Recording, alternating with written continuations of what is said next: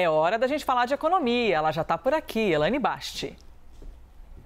Eita, que rodou a lapadinha, tecnicamente a gente chama de lapada. Rodou a lapadinha porque a Elaine está na área. Epa. Minha gente, o Banco Central acabou de divulgar o Índice de Atividade Econômica do primeiro trimestre. Esse índice é considerado uma prévia do crescimento do país, do PIB, né? Calculado pelo IBGE. E como é que veio essa prévia, meu bem?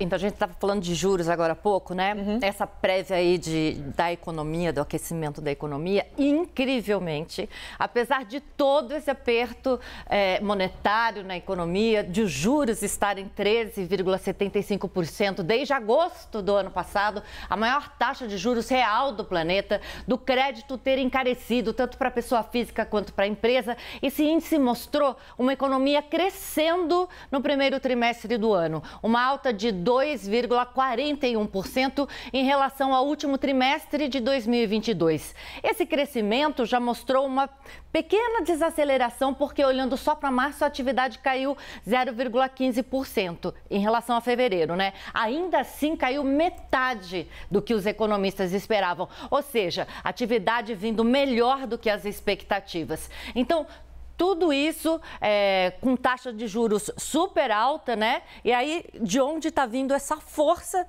da economia que está sustentando essas taxas, né? Pois é, e o agronegócio a gente vê mais uma vez, né, Elaine? Exato. Sendo uma potência para a economia brasileira. Exato. A gente que mora na cidade grande, as pessoas que moram na cidade grande, talvez não tenham distante essa percepção. Dessas imagens, né, Rally Exatamente. Telão, né? A gente não tem essa percepção, se fala onde é que está crescendo que eu não estou vendo, mas está aí no campo. Né? Esse ano é esperado uma safra recorde, a maior da história do país, aumento principalmente na safra de soja e milho. A agricultura tem um peso gigante, enorme na economia, ela representa 1/3 do PIB. Em alguns estados, chega a 60% do PIB. E com a atividade no campo maior, tem mais gente empregada, mais renda e mais consumo também. Isso tudo puxa o crescimento da economia. Agora, outro motivo para esse crescimento é o Bolsa Família. No início do ano passado, eram 14 milhões de famílias beneficiadas. Agora, são mais de 20 milhões.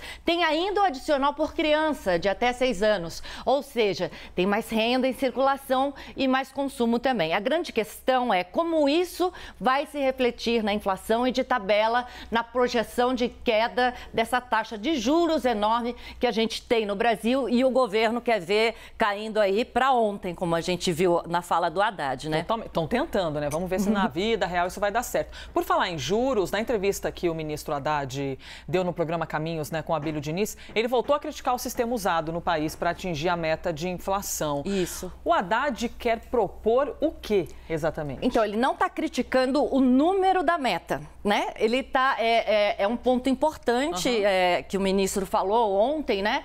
Ele tem discutido dentro do Ministério da Fazenda o que ele acha que o sistema de meta precisa mudar, né? Não é a meta em si, o número. O que o ministro defendeu foi mudar o período que é dado para a meta de inflação ser alcançada, ou seja, o horizonte de tempo. Hoje a meta de inflação tem que ser alcançada no ano fechado, de janeiro a dezembro. Este ano é de 3,25%, ano que vem 3%, com aquela banda de 1,5% para cima ou para baixo. A mudança que o governo tem discutido é que essa meta seja atingida no valor acumulado ao longo de 12 a 18 meses para frente, e não mais nesse ano calendário fechado. Só que como isso poderia ajudar a diminuir os juros no nosso mundo real, Elaine? Então, em teoria, Elisa, isso aí dá mais tempo, aí, mais espaço para o Banco Central reduzir a taxa de juros, né? É um sistema que já é adotado por vários países, como os Estados Unidos, aí, por exemplo, né? Hoje, quem define a meta de inflação não é o Banco Central, muita gente acha que é o Banco Central, não é.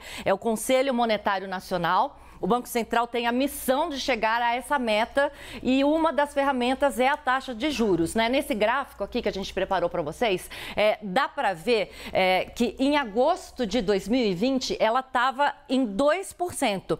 Ela caiu nesse nível, nessa época, para estimular a economia que tinha sofrido um baque por causa da pandemia. Aí, em março de 2021, a taxa voltou a crescer porque o Banco Central começou a ver um risco de aumento da inflação e não parou parou de subir até agosto do ano passado, quando chegou aí aos 13,75%.